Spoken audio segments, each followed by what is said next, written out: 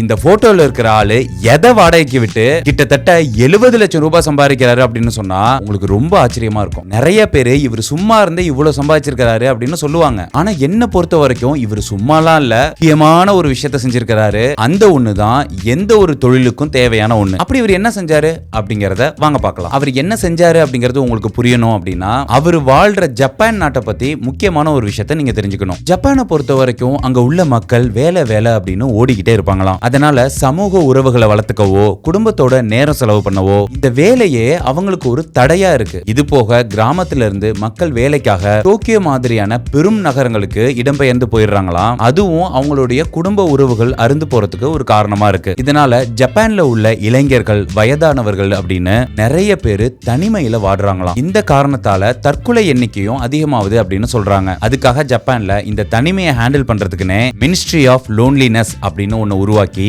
அதுக்கு ஒரு அமைச்சரையே நியமிச்சிருக்காங்களாம். இது அப்படியே ஞாபகம் வச்சுக்கோங்க.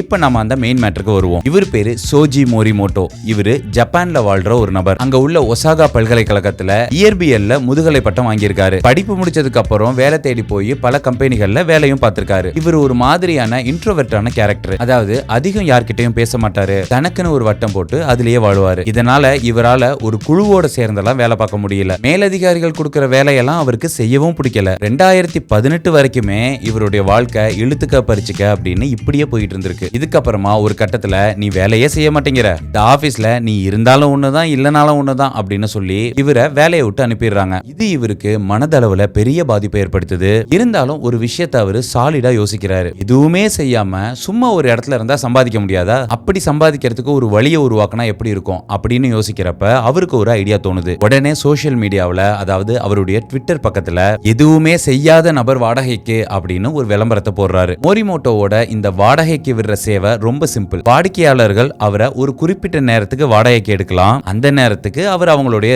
இருப்பார்னா இருப்பார், அவ்வளவுதான். அந்த ஃப்ரிட்ஜை நகர்த்தி அங்க வையே, அந்த பெட்டியை எடுத்தாந்து கொஞ்சம் கூட, போன்ல ஒரு மெயில் அனுப்பு, இந்த மாதிரி எல்லாம் எந்த வேலையும் அவர் செய்ய மாட்டார். எந்த செயல்லையும் ஈடுபட மாட்டார். இன்னும் சொல்ல போனா அவர் தானா பேச்ச கூட ஆரம்பிக்க மாட்டார். கேட்கிற கேள்விக்கு மட்டும் சிம்பிளா பதில் சொல்லுவாரு. வாடிக்கையாளர் பேசுறத போட்டு கேட்டுப்பாரு, அவ்வளவுதான். இதுக்கு அவர் கட்டணமா எவ்வளவு வசூலிக்கிறாரு அப்படின்னு கேட்டா பயங்கரமா இருக்கும். அதுக்கு அடுத்து வருவோம். ஆரம்பத்துல கொஞ்சம் பேர் தான் அவருடைய இந்த சேவைக்காக காசு கொடுத்து வந்திருக்காங்க. ஆனா சோசியல் மீடியாவில் இந்த விஷயம் வைரல் ஆனதால கொஞ்சம் கொஞ்சமா இவரு பிரபலம் ஆயிட்டாரு. அதுக்கப்புறமா ஏகப்பட்ட பேர் இவரை தேடி வர ஆரம்பிக்கிறாங்க. எந்த மாதிரியான ஆட்களுக்கெல்லாம் இவருடைய சேவை உதவிகரமா இருந்திருக்கு அப்படின்னா, ஒரு ஹோட்டலுக்கு ஒருத்தர் சாப்பிட போறதுக்கு தனியா போறதுக்கு தயக்கமா இருந்தா உடனே இவரை வாடகைக்கு எடுத்துருவாரு. ஒரு பார்க்ல உட்காந்து தனியா புக் படிக்கும் போது துணைக்கு சும்மா ஒரு ஆள் இருந்தா நல்லா இருக்குமே அப்படின்னு நினைச்சா அப்ப இவரை வாடகைக்கு எடுத்துப்பாங்க. ட்ரெயின்ல ஊருக்கு போறப்ப வழி அனுப்ப ஆள் இல்லைன்னு ஜன்னலோரத்துல நின்று டாட்டா காட்டுறதுக்கு இவரை கூப்பிடுறாங்க. ஒரு மாரத்தான் ஓட்டப்பந்தய வீரரை உற்சாகப்படுத்த இறுதி கோட்ல நின்று இவர் பாத்துக்கிட்டு இருப்பாரு, கை தட்டுவாரு. அதுக்கும் இவரை வாடகைக்கு எடுக்கிறாங்க. இவரை வாடகைக்கு எடுக்கிறவங்க என்ன சொல்றாங்கன்னா, குடும்பத்துக்கிட்ட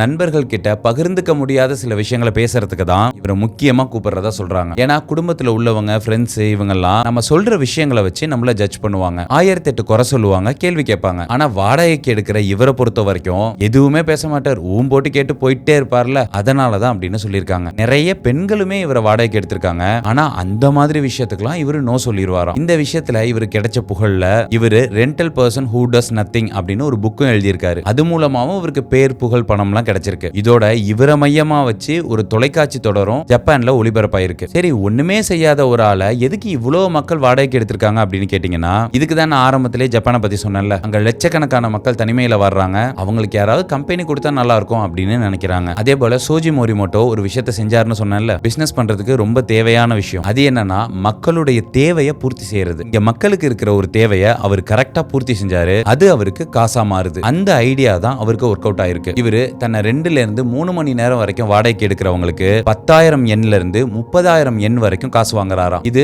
நம்ம ஊர் காசுல பாத்தீங்கன்னா கிட்டத்தட்ட 5,000 ரூபாயில இருந்து 18,000 ரூபாய் வரைக்கும் வரும்னு வச்சுக்கோங்களேன். இதோட இவர் வந்து போற டிராவல் செலவு, இவருக்கான சாப்பாட்டு செலவு எல்லாத்தையுமே வாடகைக்கு எடுக்கிறவங்க தான் பாத்துக்கணுமா. இதை வச்சுதான் இவரு கிட்டத்தட்ட வருஷத்துக்கு 70 லட்சம் ரூபாய் வரைக்கும் சம்பாதிச்சிருக்காரு. இப்பெல்லாம் பாத்தீங்கன்னா இவரு இவ்வளவு தொகையை தான் கண்டிப்பா கொடுக்கணும் அப்படின்னு குறிப்பிட்ட தொகையெல்லாம் வாங்குறதை விட்டுட்டாரு. நீங்க கொடுக்கறத கொடுங்க அப்படின்னு கேட்டு வாங்கிக்கிறாராம். ஜப்பான்ல ஒரு ஐடியா இந்த மாதிரி இவருக்கு ஒர்க் அவுட் ஆயிருக்கு. நம்ம ஊர்ல இந்த மாதிரி விஷயம் ஏதாவது இருக்கா? அதுக்கு ஏதாவது ஐடியா இருந்தா கமெண்ட்ல பதிவு பண்ணுங்க.